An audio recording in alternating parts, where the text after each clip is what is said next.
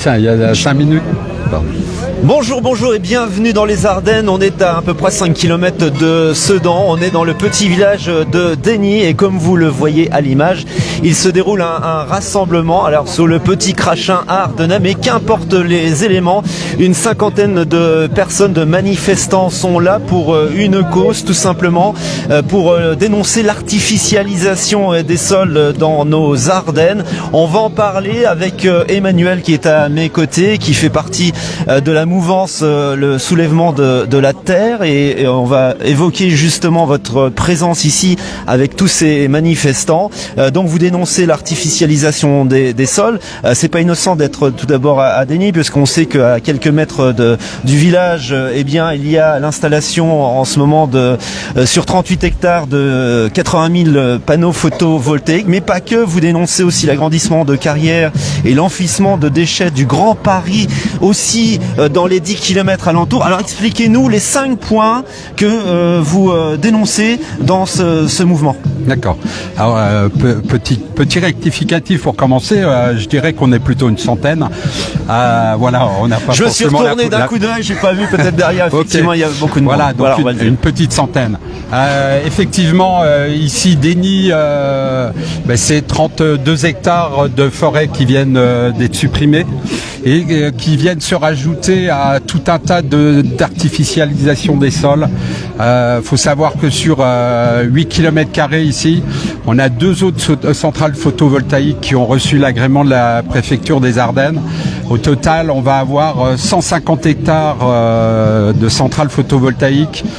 On a autorisé aussi par le préfet des Ardennes l'extension de 2 carrières, une qui est juste derrière l'autoroute contre le site de Dény, une extension de carrière de 40 hectares. Donc la carrière existante est déjà de 40, ça va la porter à 80. Derrière, on a un enclos de chasse, des chasses où, vous savez, le mardi et le jeudi, il y a des camions qui viennent des élevages européens ou polonais qui viennent livrer des sangliers, des chevreuils, des cerfs, et où les chasseurs viennent les tirer comme ça. Des animaux d'élevage, c'est simplement un abattoir déguisé. Et de l'autre côté, on a la grande carrière de la famille Urano, là, je dirais même la dynastie Urano, matériaux concassés ardennais, qui a déjà fait un énorme cratère de 80 hectares et qui a reçu en 2015 un agrément encore de la préfecture des Ardennes pour agrandir cette carrière, la doubler, voire la tripler. Et non seulement, non content de cela, on va faire revenir, il faut que les camions roulent à charge. Donc ces camions-là, en fait, les matériaux de ces carrières-là vont alimenter le développement du Grand Paris.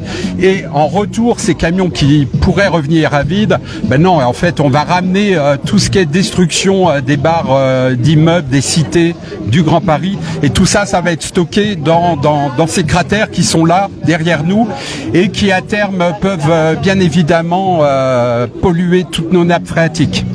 Alors qu'est-ce que vous attendez de ce mouvement aujourd'hui? C'est d'éveiller les consciences, de passer un message, ou c'est d'entrer dans un combat? Je dirais c'est un peu tout ça.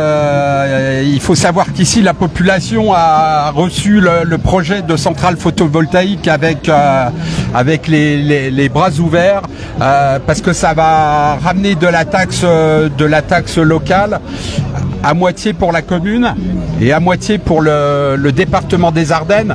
Donc ça va leur ramener 42 000 euros annuellement de taxes additionnelles, de taxes sur les entreprises.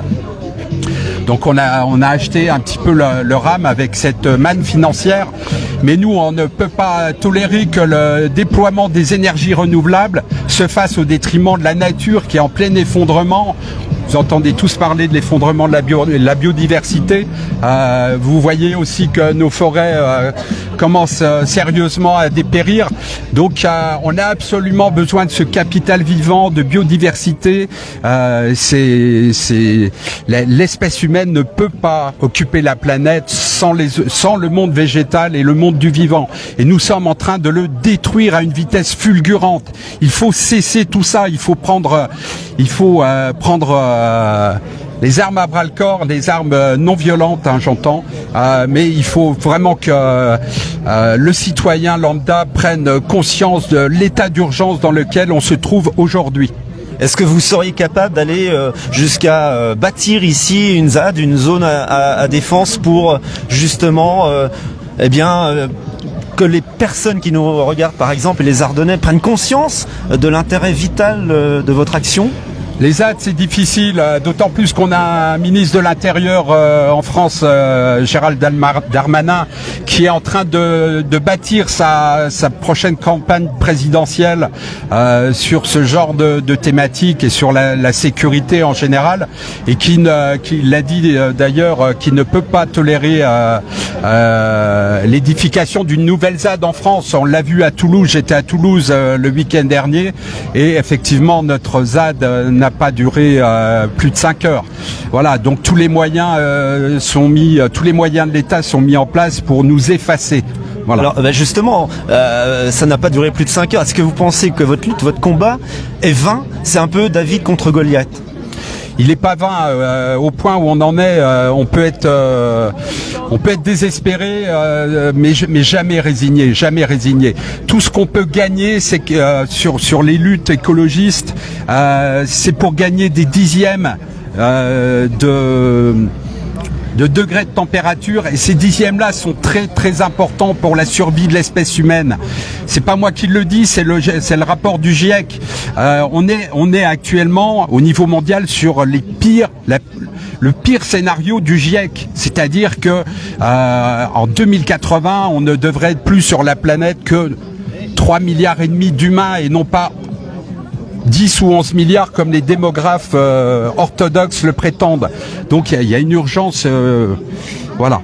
Donc qu'est-ce que vous appelez là, puisqu'on est en direct sur notre média digital, Hello Ardennes, on est en plein cœur de Déni, le petit village juste à côté de Sedan. Vous appelez aux Ardennais à vous rejoindre cet après-midi, c'est jusqu'à quelle heure? Expliquez-nous la manifestation. Donc, la manifestation, on part du lieu emblématique qui est la place de la mairie. On va faire une marche et symboliquement aller replanter des arbres sur la zone qui vient d'être la zone vivante qui vient d'être effacée par les bûcherons, les abatteuses, les bulldozers qui ont dessouché. Voilà, mais on compte sur un sursaut de la population, peut-être pas pour gagner ce combat de déni, mais en tous les cas, les développeurs du photovoltaïque sont les mêmes que ceux de l'éolien, et si on ne veut pas voir autant d'éoliennes qu'on en voit actuellement, surtout sur certaines zones, il faut que ça devienne un combat de tous les citoyens. Voilà, sur Hello Ardennes, liberté d'expression totale, on est en direct, donc on vous a laissé parler, Emmanuel. Maintenant, à vous aussi de réagir dans les commentaires, dites-nous de ce que vous en pensez de ce mouvement. On est donc sur une manifestation, une mobilisation pour lutter contre l'artificialisation des sols dans les Ardennes. Merci Emmanuel. Merci à vous. Bon week-end.